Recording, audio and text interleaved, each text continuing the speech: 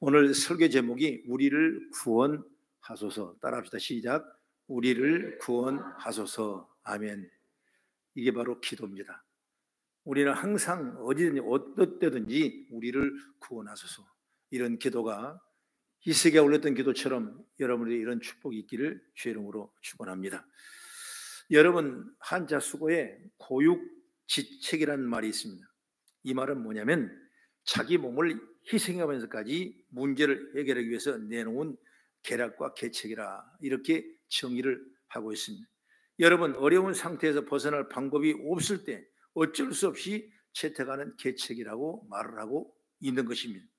이건 중국의 오나라 때 적벽대전의 전에 이루어진 한 말씀의 수고지만 거기까지 가려면 너무나 먼 것 같고, 쉽게 표현하면 말을 안 듣는 아이가 있어요. 사춘기가 돼서 참 힘으로 능으로 할 수 없기 때문에 아버지가 고육지책으로 아이를 보는 앞에서 내 해초를 들고 아버지 종아리를 때리라.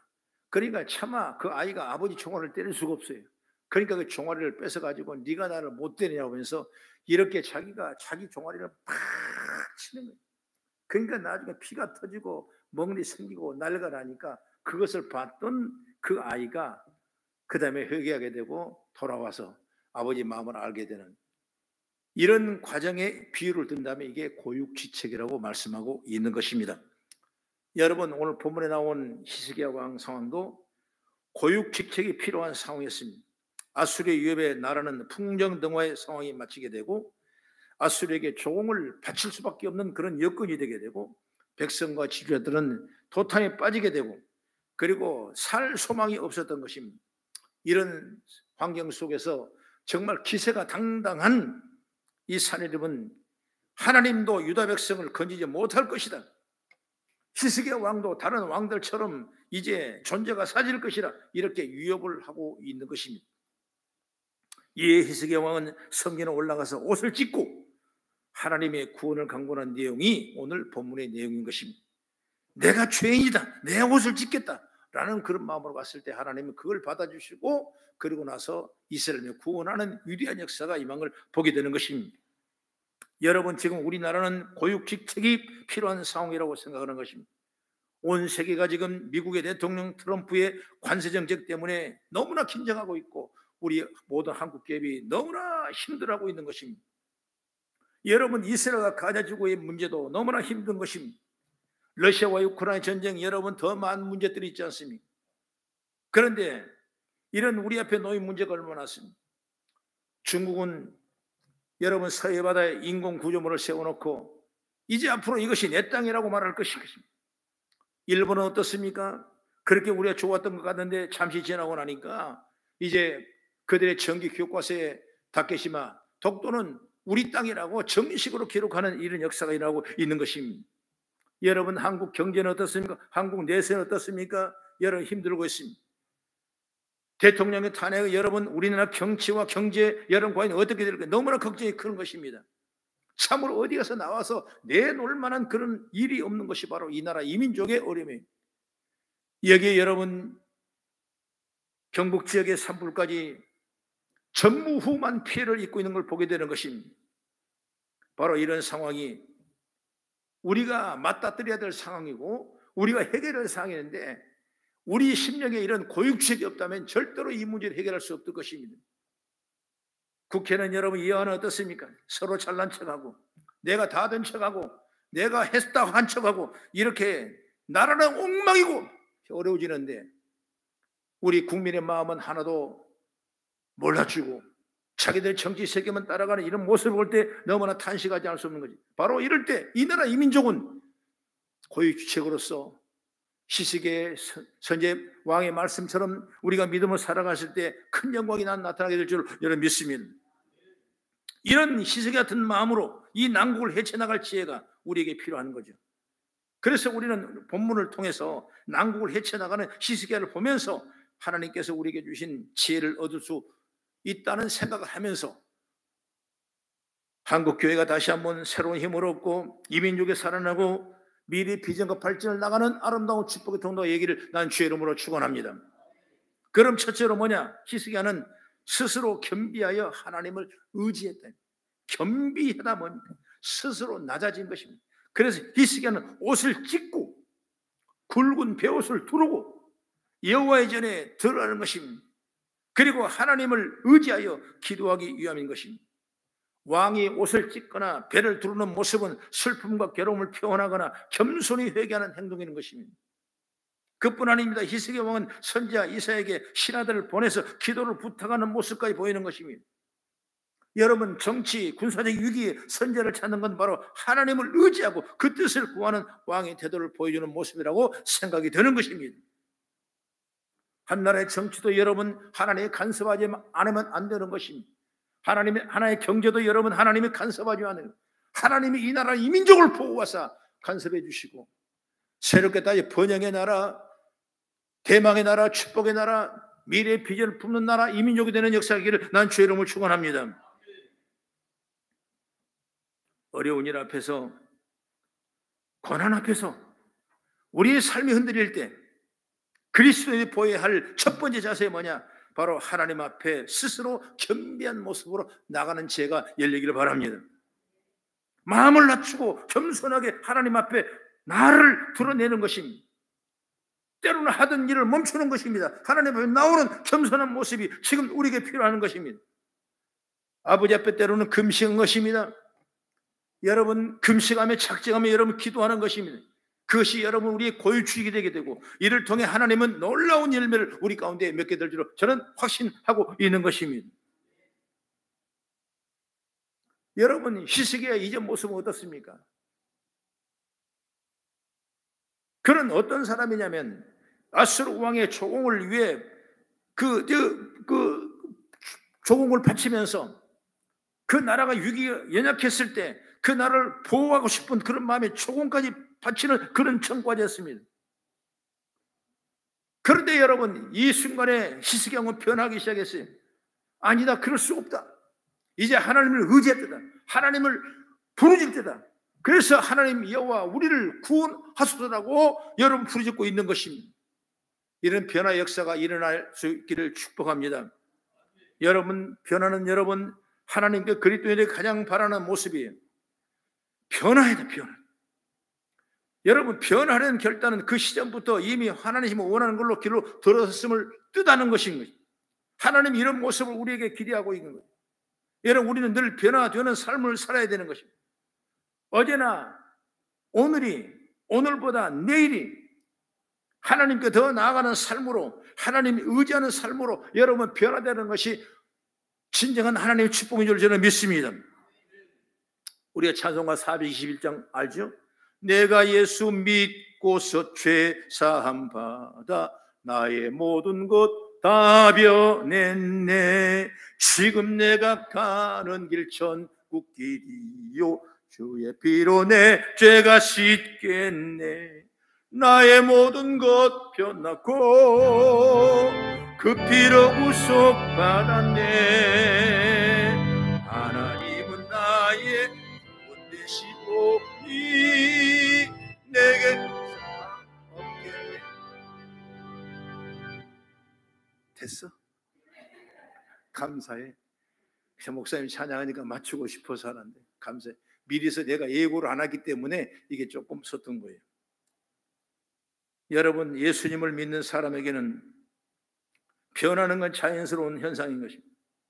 여러분, 우리 삶 가운데 여러분 심령과 생활이 변화되기를 주의 이름으로 축원합니다.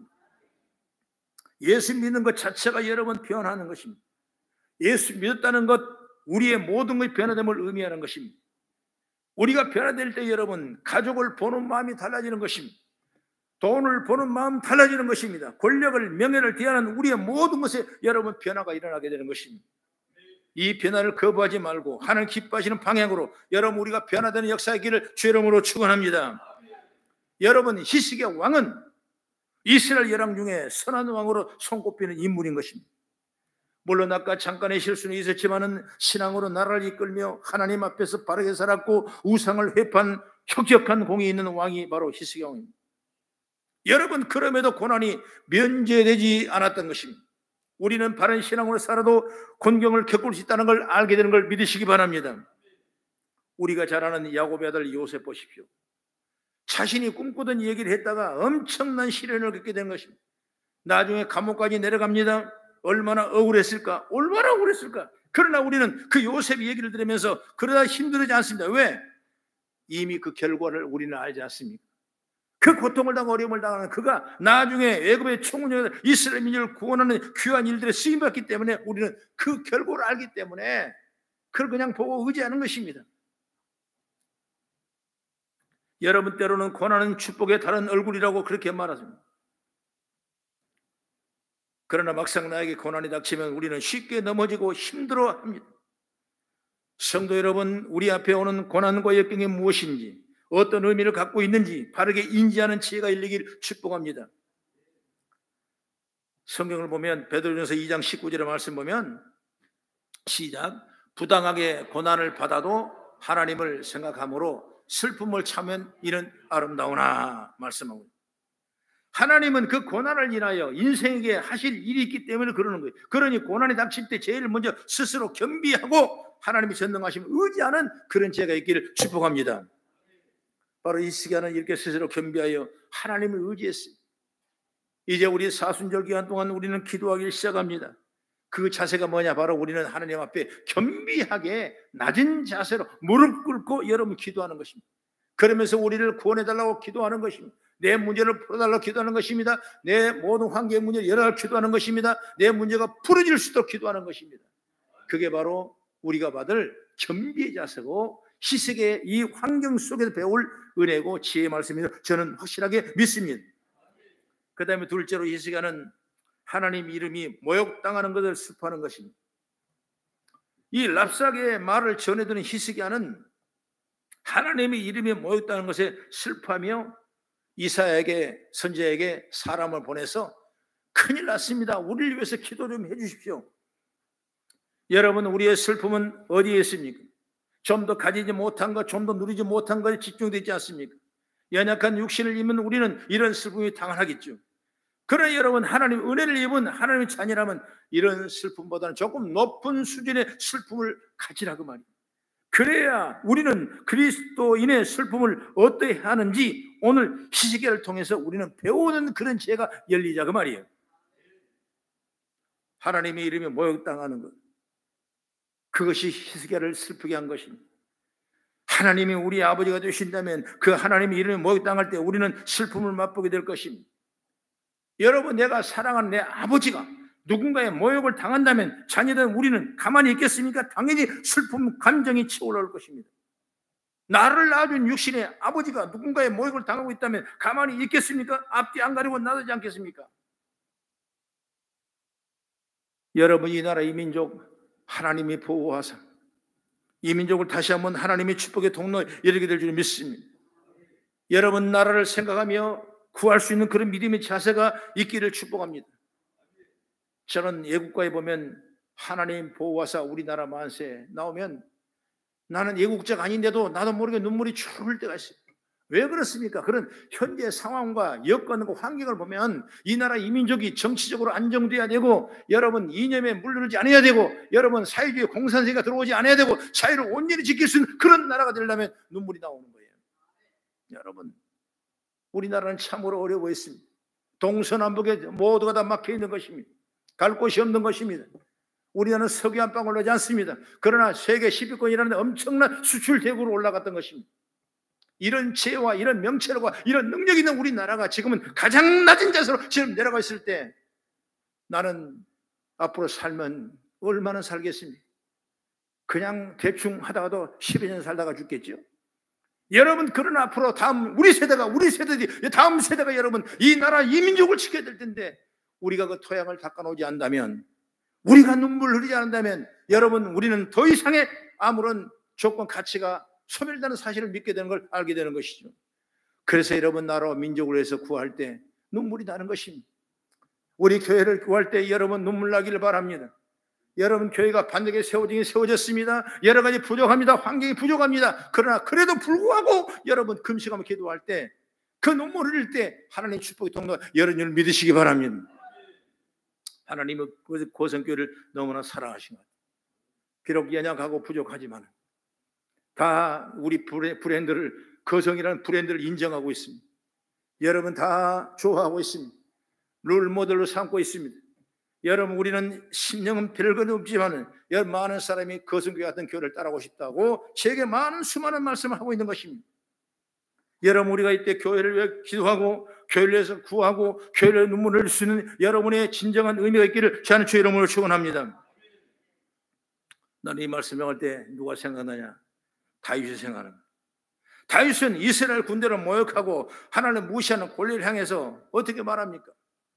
성경의 말씀 보면 사무엘상 17장 45절에 같이 한번 시작. 다윗이 블레셋 사람에게 이르되 너는 칼과 창과 단창으로 내게 나오거니와 나는 만군의 여호와 이름 곧 내가 모욕하는 이스라엘 군대의 하나님의 이름으로 내게 나아가노라. 하나님을 모욕하는 골리앗을 향하여 다윗은 선포합니다. 이는 우리도 하나님을 모욕하는 세상을 향하여 외치며 선포해야 한다는 말씀인 줄 믿으시기 바랍니다.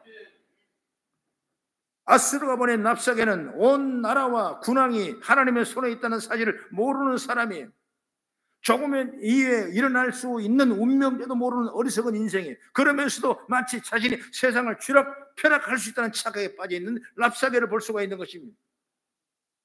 여러분 인생이 만만해 보이고 일이 잘 풀리고 생각대로 인생의 성공의 가도를 달릴 때 착각에 쉬운 것이 있습니다. 바로 교만한 인생이 우리를 협박할 때 그는 그 기세가 눌려 낭망해서는 안 되는 것입니다. 인생의 주인이 자신이라는 착각하며 하나님의 이름을 모욕하는 이 세상을 향해 주눅들어서는 안 된다는 사실을 믿기를 주의 이름으로 축원합니다. 우리 인생의 주인은 오직 하나님이십니다. 우리가 우리의 인생의 주인이 아닌 것입니다. 그러니 우리의 행위로 인하여 인생의 주인이신 하나님을 모욕당하지 않도록 하나님의 자녀다운 삶을 살아가는 우리가 있기를 주의 이름으로 축원합니다. 그런 사명을 교회가 줬어요.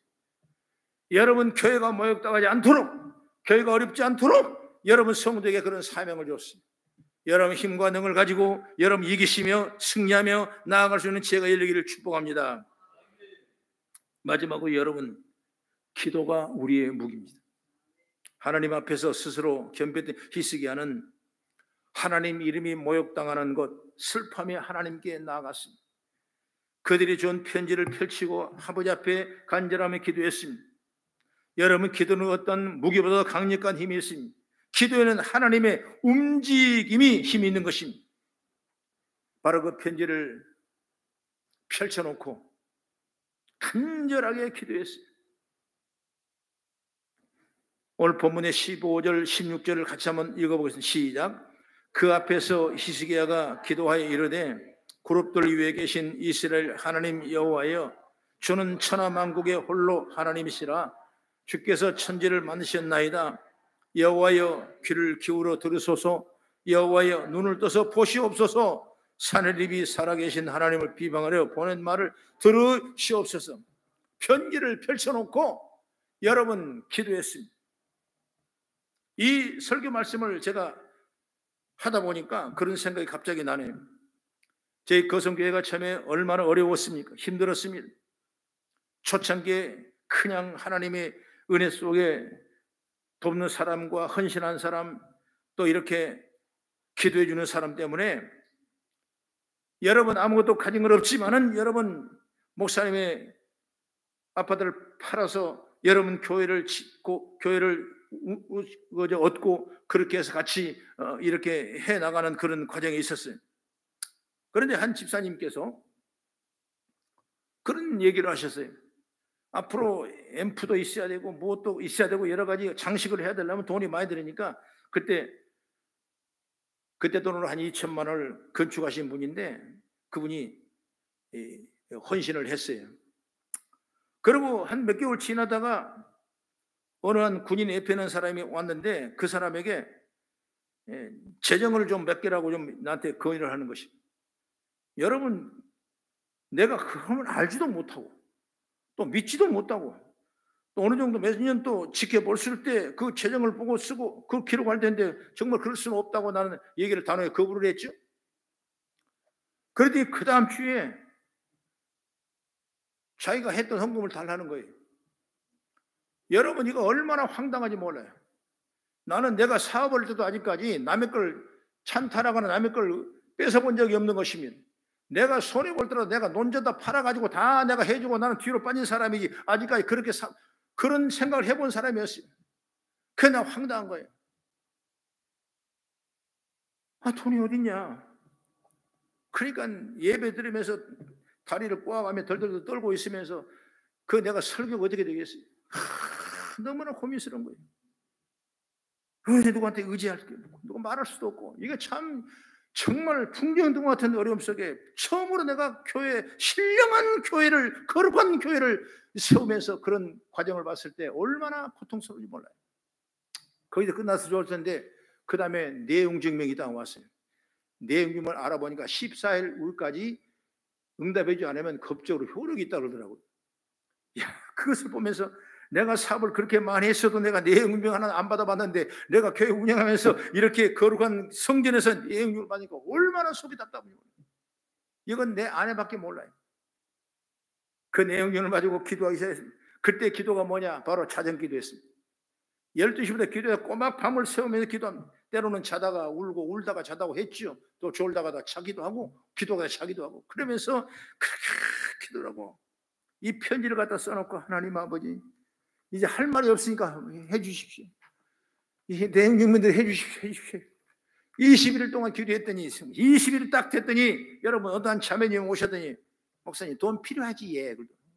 그때는 난 몰랐어요. 아니요, 우리 남편 되신 분이 믿지 않는 분인데 연구원에서 뭐 그걸 발표를 해가지고 그게 당첨이 돼가지고 2천만 원을 상금을 받았대요. 그걸 가지고 왔는데 아무리 생각해도 돈 쓸 데가 없더래. 이거라도 아니고 저것도 아니고 쓸 일이 없더래. 쓸 일이 없어. 그러면 쓸 일이 없으니까 하나님이 쓸 것이 아니라고 생각해서 혹시 목사님 돈 쓸 거 아닐까 싶어서 전화 와서, 목사님 돈 필요하지? 그런 거예요.